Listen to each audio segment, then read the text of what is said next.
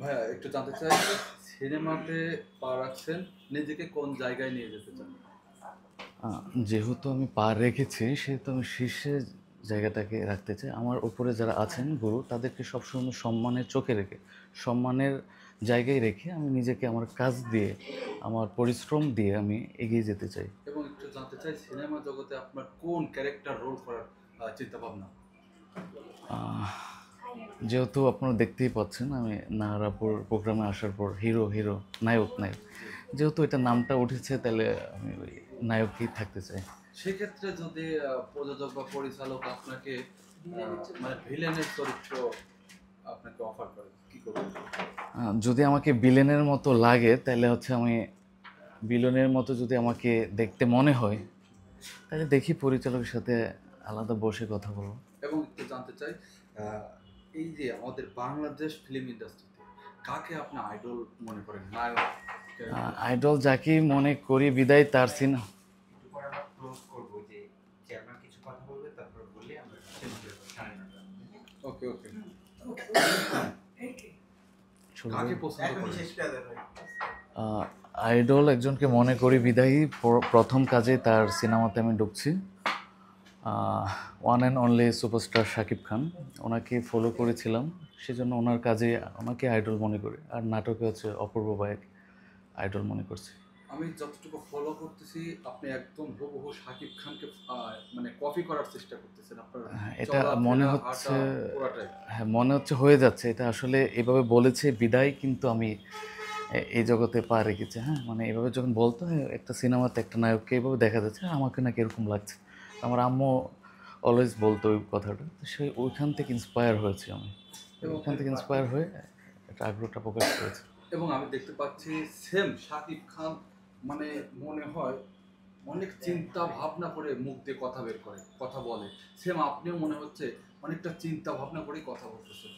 এই বিষয়টা কিভাবে আজকে রক্ষা আমি করবেন? হচ্ছে কালকে অ্যাক্সিডেন্ট করেছিলাম, মানে ওইভাবে আসলে কথা বলতে পারছি না। হুম। তো যদি কিছুটা মিলে যায় তাহলে মিলেই তো গেল। আসলে আমি ওনাকে কপি করছি না, ছোটোবেলা থেকে দেখতে দেখতে তো হয়ে গেছে। আসলে কিছু কিছু আমি তো আর ওনার আকৃতি আমি নিজে বানাই নাই, ওনার চোখের মতো আমি নিজে বানাই, ঠোঁটের মতো হয়ে গেছে। এটা তো আমার মা হয়তো ওনাকে পছন্দ করতো, সিনেমা দেখতো, তখন তো শাকিব খান ছাড়া আর কেউ ছিল না, সবাই দেখতো, তো হয়ে গেছে আল্লাহ প্রদত্ত। এবং একটু জানতে চাই, প্রথমেই কোন নায়ক নায়িকাকে নিয়ে আপনি সিনেমা করতে চান? আহ, আমি যদি আমার এইজে থাকতে হবে, ওরকম যদি না থাকে তাহলে তো প্রবলেম। ও এইজে থাকাকালীন যে নায়িকারা আছেন ওনাদের সাথেই আমি কাজ করব। মানে মূলত চয়েস আছে না, যে ফিল্ম ইন্ডাস্ট্রিতে মানে যে কোনো একটা নায়িকার তো চয়েস থাকতেই পারে। এই মুহূর্তে আসলে বলতে পারছি না, নেক্সট দেখতে পারবেন ইনশাল্লাহ। এবং একটু জানতে চাই, আপনি ইতিমধ্যেই জানেন যে আমাদের ফিল্ম ইন্ডাস্ট্রিতে বিভিন্ন ধরনের সিন্ডিকেট হয়ে থাকে, হ্যাঁ, উঠে নতুন মুখ উঠে আসতে পারে না। এই চ্যালেঞ্জটাকে আপনি কিভাবে নেবেন? অলরেডি আমার সাথে হয়েছে সিন্ডিকেটের সর্বোচ্চ চূড়ায়, যেটা আমি ওইখানেও গিয়েছি। আমার বাবা একজন বিজিবির ক্যাপ্টেন, সেই জন্য হয়তো আমার আশেপাশে আসতে পারে নাই। আহ, বিষয়টা সোহেল ভাইও জানেন।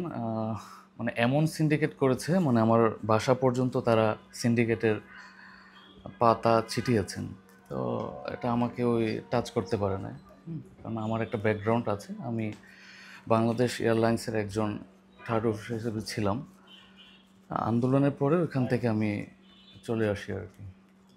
আপনার এই সিনেমা করার বা নায়ক হওয়ার স্বপ্ন শুরু থেকেই ছিল, ছোটবেলা থেকেই, নাকি এই হ্যাঁ, চাকরিচ্যুত হওয়ার পরে আপনি? ছোটোবেলার থেকেই ছিল আমার ওটা স্বপ্ন।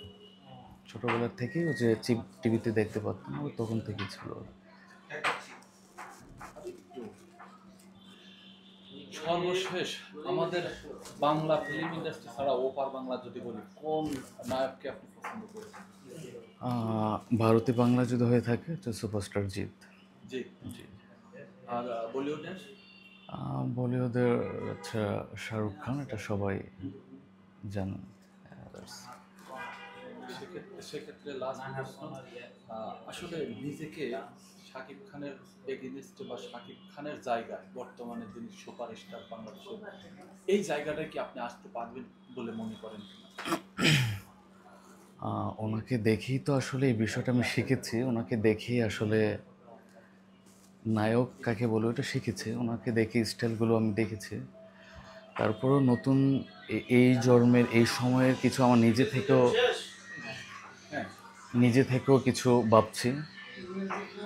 উনি ওনার জায়গায় থাকবেন, ওনাকে দেখে উনি আমার গুরু, ওনাকে দেখে শিখেছি যেহেতু, ওনার জায়গাতে আমি কখনো যেতে চাই না। তবে আমি ভালো কাজ করতে চাই, ভালো কাজ করে মানুষের, দর্শকের মন জয় করতে চাই, সেটাই আমার। ওকে, থ্যাংক ইউ বসেন।